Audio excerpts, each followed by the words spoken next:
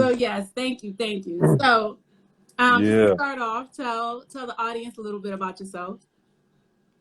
My name is Saladin, and huh, I guess to kind of summarize me, I would say that I love to learn, and I love to learn things well enough to be able to teach it to other people so that they could consequently teach it to other people.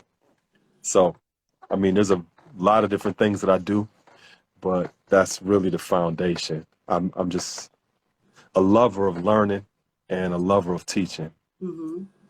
And hmm what are some of the things that you do? Um, aside from inventing the technology for us to be able to go to Saturn, um, I've been in a long-standing relationship with about 5 women right now, and everything is going real well in my relationship. Um, You know, no, I'm just joking.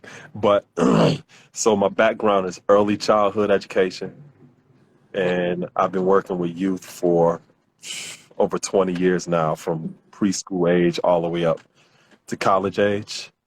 And so that's part of what I do, just in terms of an educator. Hmm. Um, and I'm an author, so I've written over about 23 books about different subjects. I create animation, family-friendly animation to be able to teach people how to have conversations about challenging subjects that they may not readily access even in their own household. Hmm. So I wear many hats, as my mother would always say. Hmm. My father used to call me an octopus because he said I have so many arms and my hands are in so many different things.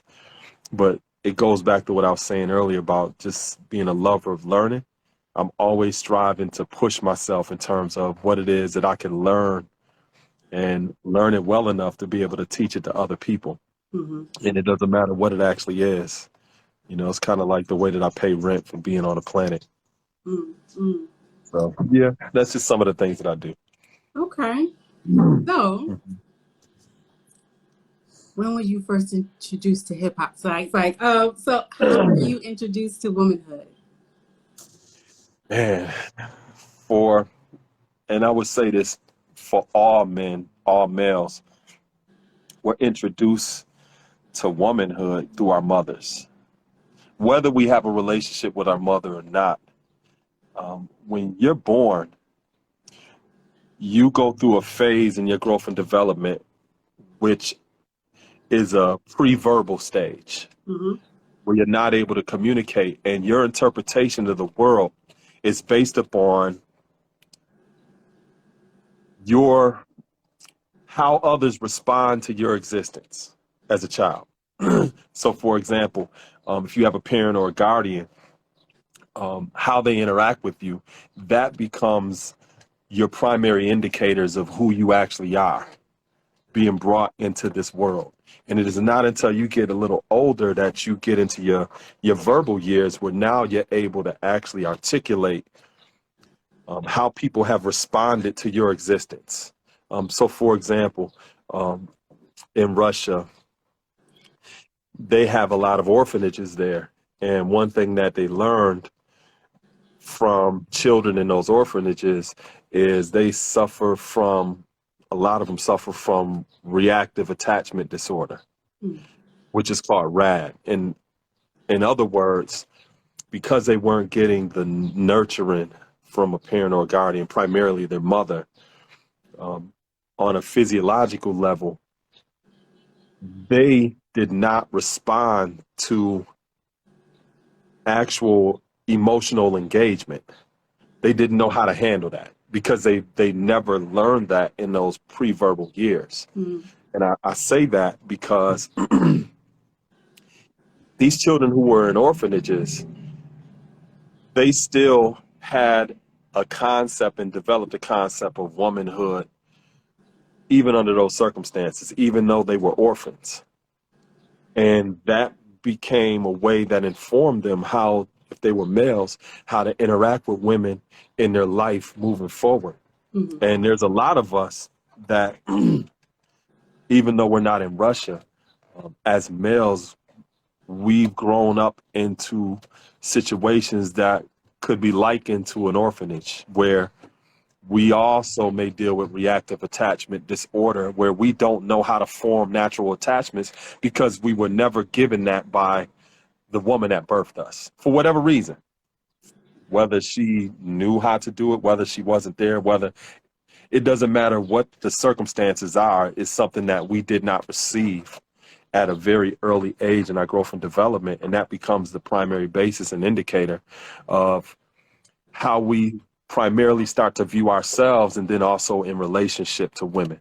Mm-hmm. So I say all of that to say I'm the middle child of several children, that my parents had. A few of my siblings are adopted, but I was never raised to look at my siblings as you're adopted. They're my brothers and sisters, just like, my birth brothers and sisters are. And my family growing up was very, very close. Mm-hmm. And it had a lot to do with the type of foundation that both of my parents established in terms of the dynamics of power. And my introduction to womanhood was seeing my mother, because she was present. And not only how she engaged me and my siblings, but also how she engaged my father, their relationship. I had an opportunity to actually watch that. There's a lot of children that grow up today that have never seen that interaction. Mm-hmm. They've never seen that. So if they've never seen that, where are they getting this knowledge from in order to make wise decisions on how to properly interact with a person that would be considered the opposite sex? Because they don't have the script. They never learned it from anywhere. Mm-hmm. Are they getting it from TV? Are they getting it from rap music? Do they have an aunt and an uncle with a long-standing relationship, or grandparents who've been together for 60 years that they could observe and see how you interact? So growing up, I had that opportunity to see not only my mother in terms of her standing alone as a woman, meaning seeing her in her autonomy, but also seeing her within the way in which she interacted with my father. And I learned a lot. Young, there's things that I didn't understand. But as I got older, I learned to appreciate a lot of things about not only her, but her interaction with my father. And there's one thing that I definitely learned from her, is that my mother, she had like a Richard Pryor sense of humor, but she was like the Oracle on the Matrix. So she was super wise, you know what I'm saying? Mm-hmm. And I was able to see what a woman's power is. My father, he was physically strong. Mm-hmm. But my mother, she had that mental fortitude and strength that I had the opportunity to witness. And there's a lot of young males that grow up to become what we may say are men, that has never seen that magnificence of their mother expressing that sense of power.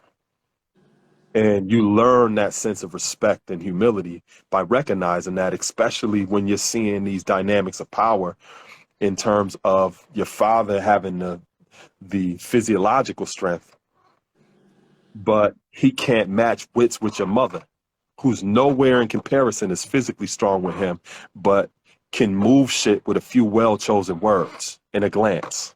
That is power. Mm-hmm. And I was able to see that as a child, and growing older and seeing that in other women, I was also able to see how some women never evolved to recognize that they also have that sense of power. And because of that, I've always been attracted to women who are likened to that template that I was introduced to through my mother.